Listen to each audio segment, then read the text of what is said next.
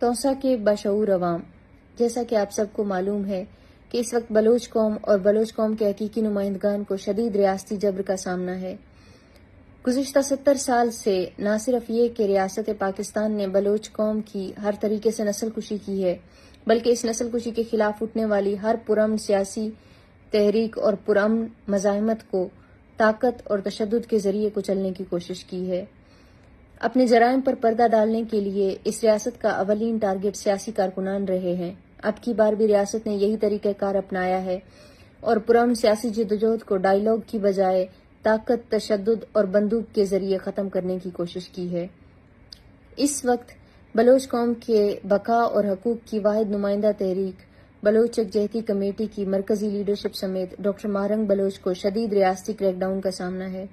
گزشتہ 5 دن سے ڈاکٹر ماہرنگ بلوچ بغیر کسی جرم، بغیر کسی FIR کے ریاستی زندانوں میں بند ہیں۔ طاقت کے نشے میں مست ریاست شاید یہ بھول رہی ہے کہ ڈاکٹر ماہرنگ بلوچ ایک فرد واحد نہیں اور نہ ہی کوئی مجرم ہے، بلکہ وہ سیستان سے لے کر کوچلیمان تک کے بلوچوں کی واحد نمائندہ آواز ہیں۔ ڈاکٹر ماہرنگ بلوچ نے بلوچ قوم کا مسئلہ پوری دنیا کے سامنے اجاگر کیا اور پوری دنیا ڈاکٹر ماہرنگ بلوچ کی لیڈرشپ کو تسلیم کرتی ہے۔ ریاست کو یہ بھی غلط فہمی ہے کہ بلوچ یکجہتی کمیٹی کی لیڈرشپ کو قید کر کے وہ بلوچ قوم کی پرامن سیاسی جدوجہد کو ختم کر لے گی، بلکہ بلوچ یکجہتی کمیٹی کوئی روایتی سیاسی پارٹی نہیں بلکہ ایک تحریک ہے، اور اس تحریک کا بانی نہ صرف ڈاکٹر ماہرنگ بلوچ ہیں بلکہ اس تحریک کا کنٹریبیوٹر، اس تحریک کا بانی بلوچ قوم کے ہر گھر میں موجود ہے۔ ریاست کے ان روایتی تشدد کے ہتھ گنڈوں کے خلاف اور بلوچ قوم پر ہونے والے مظالم کے خلاف ہم سب کا فرض بنتا ہے کہ ہم سب آواز اٹھائیں۔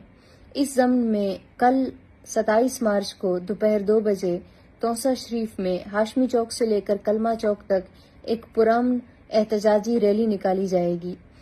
میں توسا کے باشعور عوام سے درخواست کرتی ہوں کہ اس احتجاج میں بھرپور شرکت کریں اور اس ریاست پر واضح کریں کہ سچ کے سامنے کوئی پروپیگنڈا کھڑا نہیں ہو سکتا ہے، اور دوسری بات یہ کہ طاقت اور بندوق عوامی طاقت کے سامنے ہمیشہ ناکام ہوتے ہیں۔ شکریہ۔